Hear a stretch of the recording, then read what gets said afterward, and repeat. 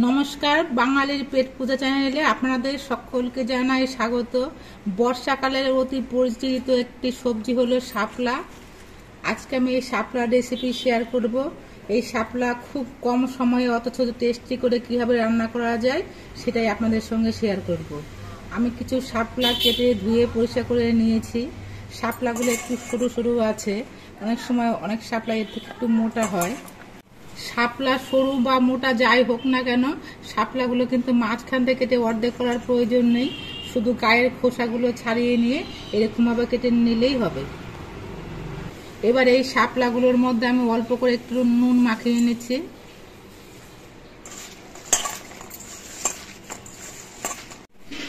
শাপলাগুলো নুন মাখিয়ে মিনিট 10 রেখে দিতে হবে। এবার আমি অল্প করে একটু সর্ষে পেস্ট করে নেব। তার জন্য ছোট মিক্সি জার নিয়েছি। 1 চামচ সর্ষে আমি ধুয়ে নিয়েছি। এই সর্ষেটা আমি দিয়ে দিচ্ছি। আর সর্ষে বাটার সময় কিন্তু একটু কাঁচা লঙ্কা নুন দিয়ে বাটলে পরে সর্ষে বাটা কখনো তেতো হয় না। আমি কয়েকটা কাঁচা লঙ্কা দিচ্ছি, অল্প করে একটু নুন দিচ্ছি আর একটু জল দিচ্ছি। এবার সর্ষেটা আমি পেস্ট করে নেব। আমি সর্ষেটা মিহি করে পেস্ট করে নিয়েছি। এবার এর মধ্যে আমি অল্প করে একটু জল দিচ্ছি। আমি সর্ষে বাটাটা ছেঁকে নেব, তার জন্য একটুখানি জল দিয়ে পাতলা করে নিচ্ছি।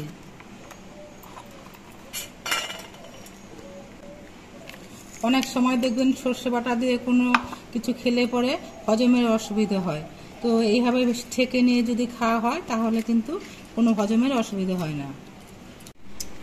সর্ষে বাটাটা ছেঁকে নেওয়ার পর দেখুন কত কালো কালো সর্ষের খোসা বেরিয়েছে। এই খোসাগুলো যদি পেটে যেত তাহলে কিন্তু হজমের অসুবিধা হতো।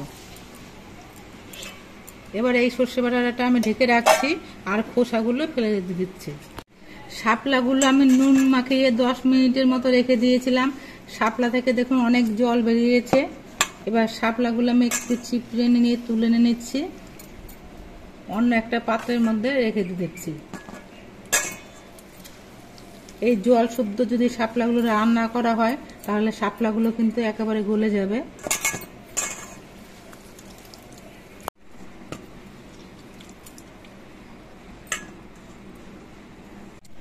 শাপলাগুলো চেপে তুলে নেওয়ার পর দেখুন পরিমাণে কত কমে গেছে। রান্না করার পর কিন্তু পরিমাণে আরো কমে যাবে। এবার শাপলাটা রান্না করব, তার জন্য গ্যাসে কড়াইটা বসিয়ে বেশ ভালো মতো গরম করে নিয়েছি। এবার কড়াইতে দিচ্ছি সর্ষের তেল। সর্ষের তেলটা গরম হয়ে যাওয়ার পর এর মধ্যে অল্প একটু সর্ষে দিচ্ছি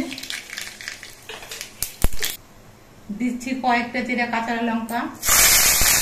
সর্ষে আর কাঁচা লঙ্কাটা ভাজা হয়ে যাওয়ার পর এর মধ্যে আমি শাপলাগুলো দিয়ে দিই।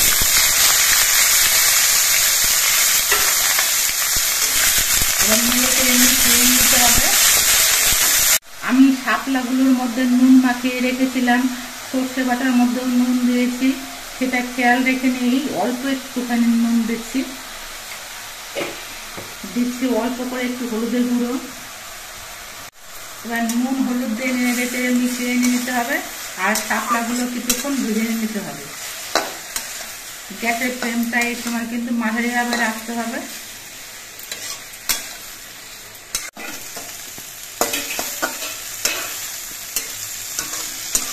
শাপলাটা কিন্তু আমি বেশ কিছুক্ষণ ভাজা ভাজা করে নিয়েছি। শাপলাটা কিন্তু প্রায় রান্না হয়ে এসেছে। এবার এর মধ্যে আমি সর্ষে বাটা দিয়ে দিচ্ছি।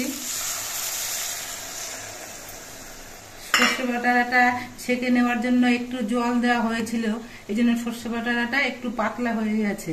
এই জন্য গ্যাসের ফ্লেমটা একটু বাড়িয়ে দিচ্ছি যাতে তাড়াতাড়ি জলগুলো শুকিয়ে যায়, কারণ শাপলা একটা খুব নরম সবজি, বেশিক্ষণ জাল দিলে পরে একেবারে গলে যাবে।